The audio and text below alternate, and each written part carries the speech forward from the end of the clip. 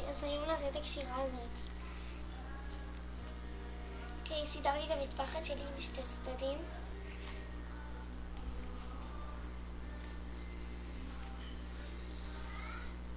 אני עושה קשר רגיל.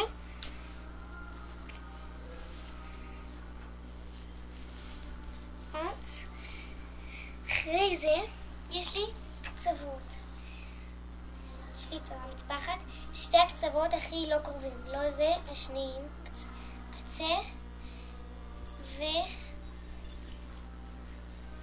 שנייה, תבלבל לי, וקצה.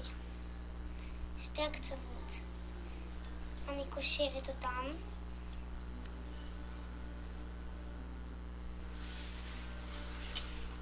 ככה. מסדרת.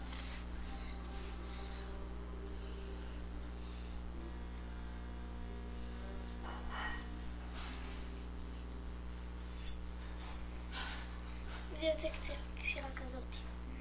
אז תנסו.